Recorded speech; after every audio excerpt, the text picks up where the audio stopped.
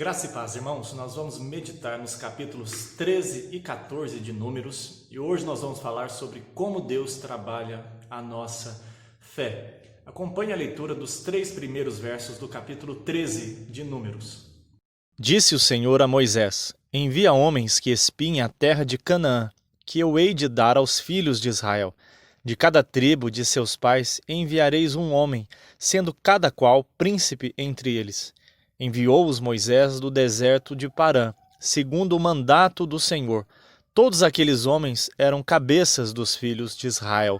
Hoje nós vivemos um verdadeiro bombardeio de informações, não é verdade? Falta-nos aí capacidade, muitas vezes, até mesmo de discernir o que é proveitoso, o que não é, o que é verdadeiro, o que não é. Nós temos aí as fake news, as famosas fake news, mas na verdade fake news existem desde a queda. Satanás é o pai da mentira. A primeira fake news foi: certamente vocês não vão morrer.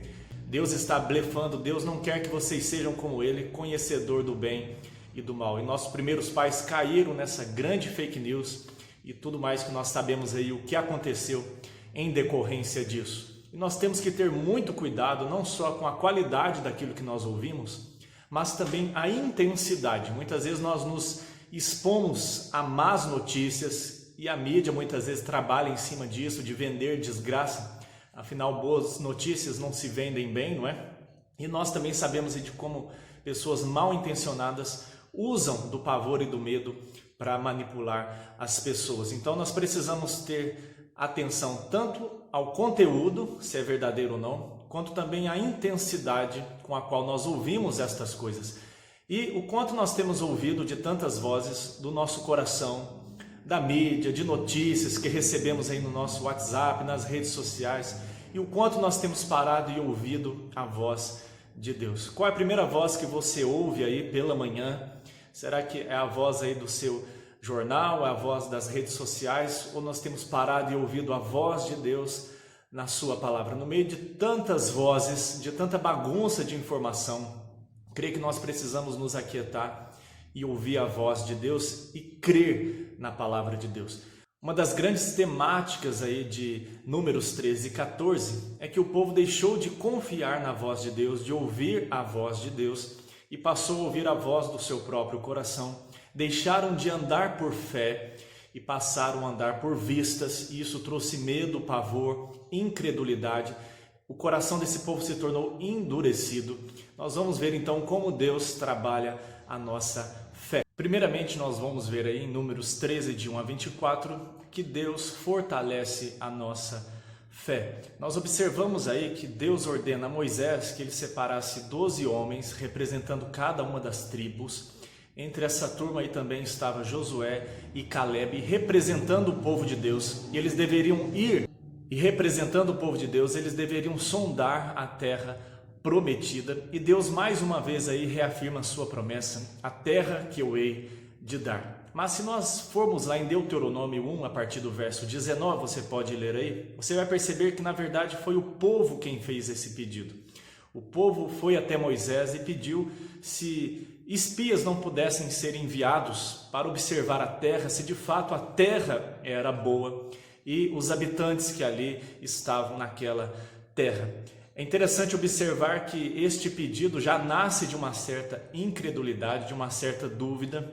Eles estão crendo, mas ao mesmo tempo demonstram aí essa incredulidade. Parece que eles têm que ver para crer, eles têm que observar, que olhar, porque parece que a palavra de Deus não é suficiente para eles confiarem.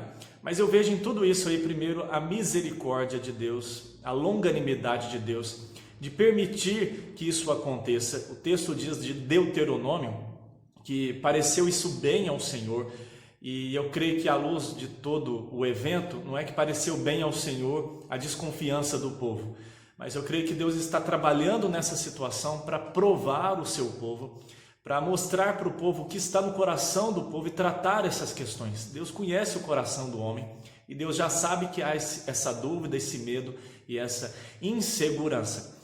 Então, quando nós vamos lá, voltamos em Números, nós percebemos que Deus ordena assim a Moisés e Deus reafirma mais uma vez a posse da terra, é a posse que o Senhor vai dar. E cada tribo leva um representante para que todos vejam como a terra é. E quando eles chegam lá, eles têm um diagnóstico de que de fato a terra era daquele jeito. A terra é uma terra generosa, uma terra farta, uma terra que realmente mana leite e mel. Eles trazem primícias daquela terra, eles trazem ali amostras daquela terra. E de fato a terra é como a palavra de Deus diz que é. E também a presença ali daqueles inimigos. Deus nunca escondeu que haviam inimigos, que aquela terra era habitada. Desde Abraão, Deus vem afirmando que terra Ele vai dar, a qualidade da terra, e que haviam inimigos, mas que Deus entregaria a terra. Se nós lermos aí, nós vamos ver que Deus prometeu colocar terror no coração das outras nações, e eles venceriam não pela força própria, mas Deus é quem daria a terra. O que eles tinham que fazer é simplesmente confiar. E eu acho lindo este aspecto de Deus, porque Deus conhece a nossa estrutura, sabe que nós somos pó. Como discípulo, certa vez disse: Senhor, eu creio, mas ajuda-me na minha falta de fé. E este Deus é o Deus que nós vemos em Cristo encarnado, que na dúvida ali de Tomé, permite que Tomé venha e toque no seu corpo, dá ali uma evidência de Tomé. Deus fortalece a nossa fé. E assim também Ele faz conosco hoje. Deus também fortalece a nossa fé pela Sua palavra, pela ação do Espírito Santo e por inúmeras demonstrações do Seu poder, da Sua misericórdia, da Sua intervenção, da Sua fidelidade na nossa vida. Claro que nós somos chamados a crer, e a fé é a certeza daquilo que se espera, a convicção de fatos que se não vêm. Mas a fé bíblica não é uma fé irracional, não é um salto no escuro, não é um fanatismo, mas ela apela à nossa razão. A fé cristã é lógica, mas de fato nós não vemos a Deus e aguardamos as suas promessas. Por isso que sem fé é impossível agradar a Deus. Que Deus venha fortalecer a minha e a sua fé nesses momentos tão difíceis que nós temos passado.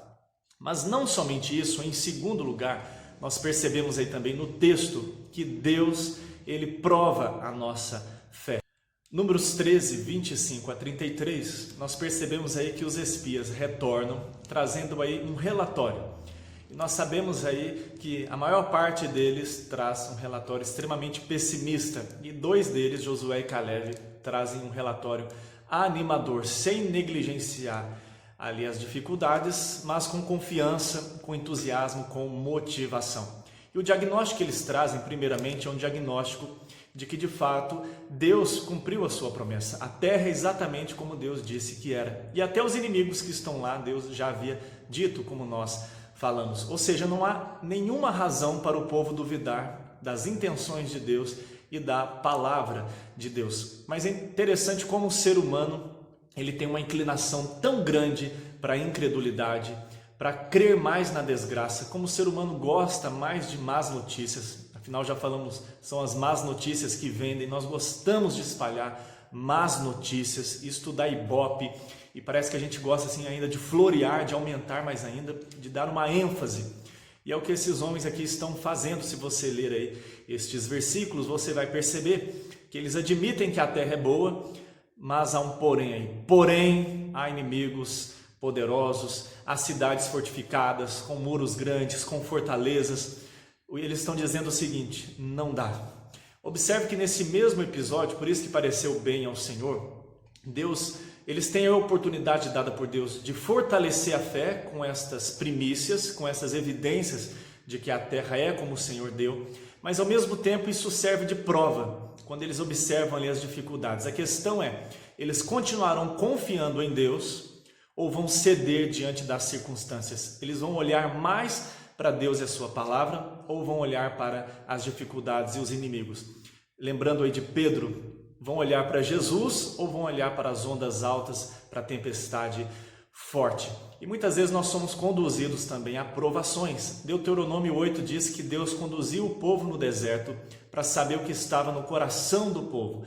Não é que Deus já não soubesse, Deus sonda os nossos corações, mas é para expor, para tratar, para deixar claro para nós mesmos como o nosso coração é ruim, é mau, é incrédulo, é duro, e quando nós precisamos de arrependimento e da graça de Deus. E Pedro, em 1 Pedro capítulo 1, versos 6 em diante, lá o autor vai dizer que se necessário, nós vamos passar por várias provações, por um breve tempo. Ou seja, a provação tem uma data de início e fim.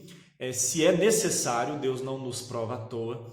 E também ali fala por várias provações. As provações são variadas de acordo com o que Deus tem para a vida de cada um de nós. Mas diz que a provação é como um ourives purificando o ouro das impurezas. E no final, esta fé é dada como valiosa, é dada como ouro perecível, quando as impurezas, as imperfeições da fé são tratadas. E ali fica evidente como a fé é preciosa. Não é o quanto nós somos preciosos, o quanto nós cremos bastante, né?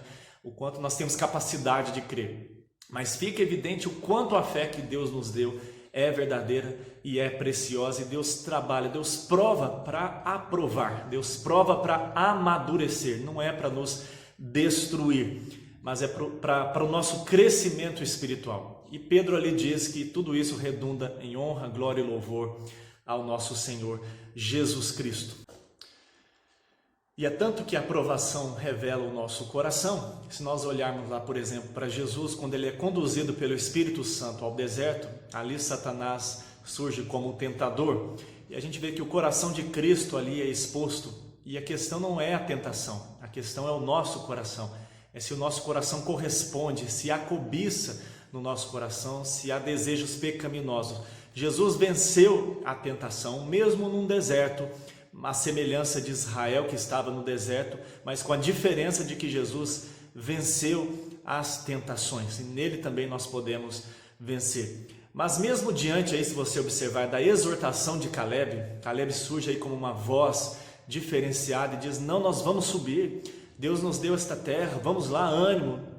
Caleb tenta encorajar o povo, mas o povo olha novamente para as dificuldades e diz: este povo é grande demais, a terra tem gigantes, nós somos como gafanhotos, nós não temos condições de lutar. Perceba que o povo não está olhando para o Senhor, o povo está olhando para si mesmo. Eles acham que eles é quem vão vencer, que eles vão vencer na sua força, como se Deus até hoje não tivesse conduzido o povo em triunfo, como se não fosse Deus quem tivesse tirado este povo do Egito, sustentado este povo no deserto, operado sinais e maravilhas. E mais uma vez nós percebemos aí, a nossa questão não é falta de sinais. Por isso que Jesus certa vez disse: eu não vou dar mais sinal nenhum, o único sinal que vocês vão ter é de Jonas, referindo a sua morte e ressurreição. Porque o povo na época de Jesus teve inúmeros sinais, milagres, assim, com abundância. Ainda assim eles não creram. O problema não é falta de evidência no coração do homem. O homem não reconhece a Deus, não é por falta de evidências. Os céus proclamam a glória de Deus. O problema do homem é a dureza de coração. Mas Deus nos permite passar por essas situações para provar a nossa fé. Deus fortalece a nossa fé e Ele também prova a nossa fé. Mas em terceiro lugar, capítulo 14 de Números, versos de 1 a 12, nós percebemos aí que Deus reprova a falta de fé. Esta falta de fé, que é esta incredulidade, esta dureza de coração. Porque se nós não cremos em Deus, nós vamos crer em outra coisa, nós vamos crer em outra voz, em outro enredo, nós vamos crer em mentiras, nós vamos crer no engano. Nós vamos crer no engano do nosso próprio coração. E este texto revela toda a podridão que estava no coração deste povo e que foi revelada neste momento. Cádiz aqui, de fato, é um episódio triste na vida do povo de Deus. Perceba aí como o povo prefere até morrer no Egito ou morrer no deserto e voltar, do que morrer tentando pelo menos seguir à frente com Deus, mesmo Deus tendo dado provas de tanto amor. É claro que esse povo não iria morrer com Deus, mas percebam aí, o coração é tão duro que ao invés de tentar ir com Deus, é claro que não seria um tentar, Deus garantiria a vitória, mas pensando humanamente falando, eles preferem não fazer isto, eles preferem morrer no Egito, voltar para o Egito ou morrer no deserto. Olha como o nosso coração é duro. Além disso, a falta de fé deles é tão grande que eles já têm por certo a derrota. Deus nos tirou do Egito para nos fazer morrer aqui, como se eles já não tivessem prova do poder de Deus, do cuidado de Deus, da vitória de Deus até aquele momento. eles têm por certo, por causa deles mesmos, por causa da perspectiva do coração, eles preferem crer nesse engano do coração do que crer na palavra de Deus, naquele que até agora cuidou deles. E eles já têm por certo que eles serão derrotados. E além disso, eles demonstram uma rebelião tão grande e murmuram de maneira tão ímpia. Até antes, os emissários lá haviam infamado a terra, eles estavam blasfemando contra a terra. E aqui eles insurgem contra a liderança de Deus e dizem assim: nós vamos levantar um outro capitão e vamos voltar para o Egito. Ou seja, Deus não soube levantar para nós um líder, Deus não sabe nos liderar, Moisés é um incompetente, nós mesmos vamos levantar um líder que seja competente e que nos leve para um lugar seguro ou que nos leve de volta. Deus não é capaz, Deus não é suficiente. E mais, o texto continua aí, nos diz que Josué levanta aí, além de Caleb, agora Josué levanta exortando o povo, animando o povo, dizendo: parem com isso, vamos crer no Senhor, vamos tomar posse dessa terra sim, o Senhor é quem nos dá essa terra, parem com essa incredulidade, parem com essa rebeldia, vamos seguir em frente. Mas você pensa que o povo ali teve o coração quebrantado? Que nada, Nós percebemos aí que eles queriam matar a Josué, queriam apedrejar a Josué. Então Deus nesse momento intervém, a sua glória se manifesta ali e Deus vem com juízo, Deus executa ali o seu castigo sobre aqueles homens, dizendo que uma peste ali os mataria e não sobraria ninguém. E Deus diz a Moisés: de ti, Moisés, eu levantarei um outro povo para habitar nessa terra. Nós percebemos aí, meus irmãos, que de fato Deus reprova a falta de fé, porque falta de fé, incredulidade, é impiedade contra Deus, é colocar o caráter de Deus em jogo. E nós muitas vezes também fazemos isso. Nós desconfiamos de Deus, nós preferimos o nosso jeitinho, preferimos os nossos recursos. Às vezes, quando as coisas estão bem, nós até dizemos que temos muita fé, mas quando as coisas estão ruins, nós já passamos a duvidar do amor de Deus, do caráter de Deus.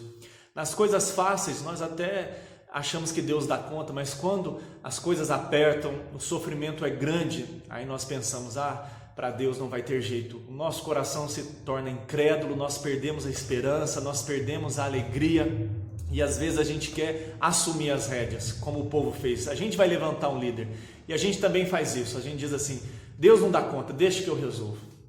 Se eu não tomar as rédeas da situação, se eu ficar só orando, se eu ficar só confiando em Deus, nada vai acontecer. E a gente também ignora aqueles que nos exortam. Se alguém vem e nos exorta, a gente também ignora, a gente só não mata porque não pode, Mas a gente também despreza a correção, e a murmuração é um pecado que Deus mais combateu, ou um dos pecados que Deus mais combateu no seu povo. A gente vê isso nos Salmos.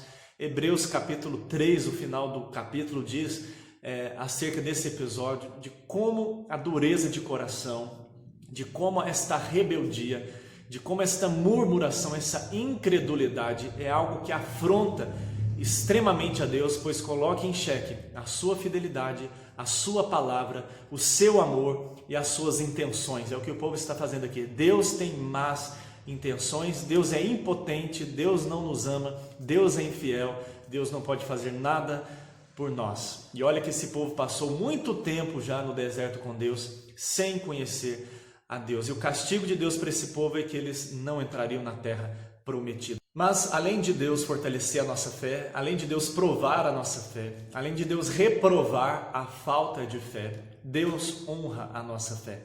O texto continua aí no capítulo 14 de Números, dizendo que Moisés, neste instante, mais uma vez se coloca como mediador entre Deus e o povo. Deus havia designado Moisés para esta função, e agora Moisés aqui se coloca em intercessão pelo povo. E é interessante aqui os argumentos de Moisés, se você observar. Primeiro ele apela à fama de Deus, à glória de Deus. Deus, o Senhor deixará de ser glorificado, onde ficará a sua glória? Porque o Senhor prometeu cuidar desse povo, e se o Senhor não conduzir este povo até a terra prometida, o que as outras nações vão dizer? Que o Senhor não deu conta. Claro que Deus não precisa dar satisfação para ninguém, Ele é Deus, independente da criação, independente de qualquer pessoa. Quem é o homem para que dele te lembres? Mas Moisés aqui apela a glória do nome de Deus e de fato Deus não pode mentir, Deus não pode negar a si mesmo. E aliás, este é um fundamento que Paulo vai nos trazer em uma de suas epístolas. Se somos infiéis, ele permanece fiel, pois não pode negar a si mesmo. Mas em seguida, aí Moisés apela à aliança ou ao juramento, às promessas de Deus.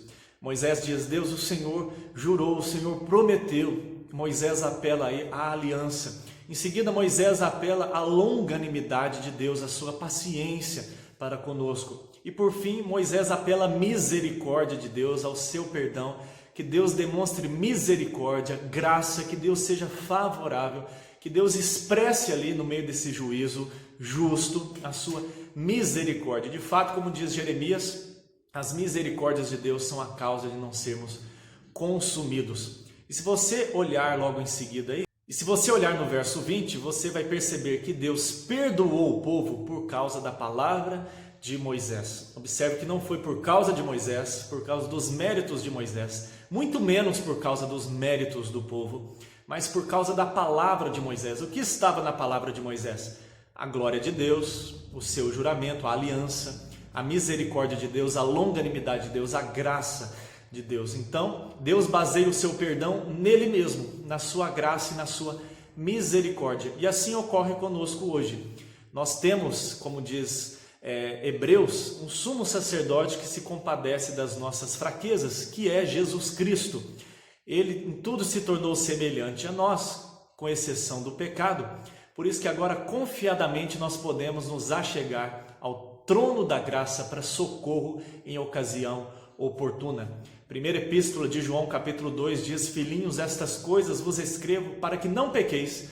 Se todavia vocês pecarem, temos um advogado, Jesus Cristo justo, ele que é a propiciação pelos nossos pecados. Hoje nós temos alguém maior do que Moisés, que intercede por nós, que roga por nós, e com base na sua pessoa, na sua obra e nos seus méritos.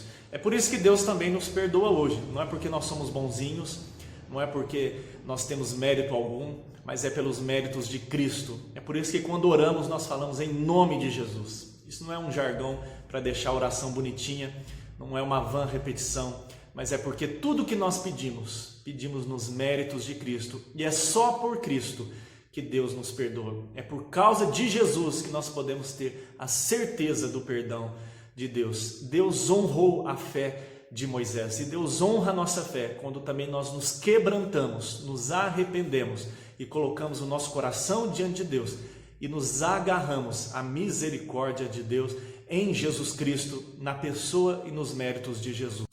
Mas por último, capítulo 14, a partir do 39, nós percebemos aí que Deus reprova tudo aquilo que não provém da fé. Como diz Paulo em Romanos 14, tudo aquilo que não provém da fé é pecado. Hebreus diz que sem fé é impossível agradar a Deus. Olha como a incredulidade é uma loucura, uma insensatez.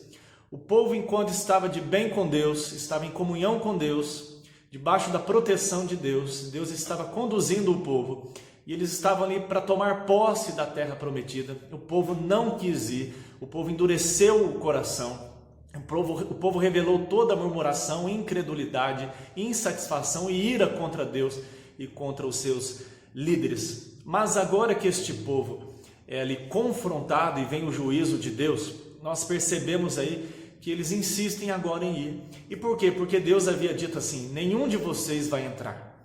Deus nos perdoa, mas não nos livra das consequências do pecado. E até as consequências são bênção para nós levarmos o pecado a sério, para o nosso amadurecimento. O fato de lidarmos com as consequências do pecado não é sinal que Deus não nos perdoou, mas é porque as consequências permanecem para o nosso próprio bem. Mas aqui a gente percebe que o povo não se arrependeu de fato. O povo até se contristou, é o que o texto aí diz, mas eu creio que é aquilo que Paulo vai dizer em Coríntios, que há uma tristeza segundo o mundo que conduz à morte, mas há uma tristeza segundo Deus que conduz à vida, que é para arrependimento.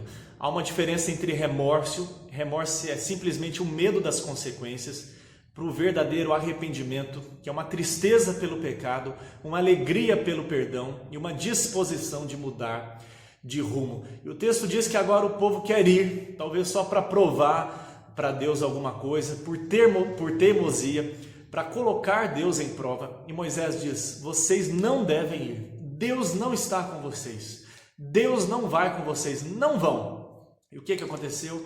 O povo foi, e foi grande a ruína, eles foram ali derrotados. Deus reprova aquilo que não é fruto da fé, aquilo que fazemos sem confiarmos em Deus, sem dependermos de Deus, sem a direção de Deus. Fé não é simplesmente um pensamento positivo. Fé é nós sentirmos, crermos, pensarmos, tomarmos decisões, orientarmos a nossa vida, a nossa rotina, as nossas escolhas pela palavra de Deus. A fé nesse sentido tem um caráter bem objetivo. Deus nos revelou a sua vontade para a nossa vida, para o nosso crescimento espiritual em todas as áreas da nossa vida, no lazer, no entretenimento, na família, nos negócios. E o que nós precisamos fazer é crer na palavra de Deus e aplicar isso à nossa vida. Às vezes a gente crê mais no jeito do mundo de criação de filhos do que na palavra de Deus. Às vezes a gente crê mais no mundo e no nosso coração do que na palavra de Deus acerca do casamento e de relacionamentos. Então é uma questão de em qual voz nós ouvimos. Nós andamos por fé ou por vistas. Paulo vai nos dizer em 2 Coríntios que nós andamos por fé e não por vistas. Nós podemos até ficar perplexos, até passar por situações difíceis, é o que Paulo diz aí, mas jamais desanimados, jamais destruídos, porque nós caminhamos por fé. Assim como caminharam todos os crentes no Antigo Testamento, olhe lá a galeria da fé, assim como caminharam também todos os crentes do Novo Testamento, todos os crentes da história cristã, nós caminhamos por fé. Como está a sua fé? Como você tem vivido a sua fé nesses dias de pandemia? O seu coração tem sido tomado pelo medo, pela incredulidade, você tem murmurado, você tem blasfemado, você tem duvidado do cuidado de Deus, do amor de Deus. Qual a intensidade com a qual você se expõe às notícias?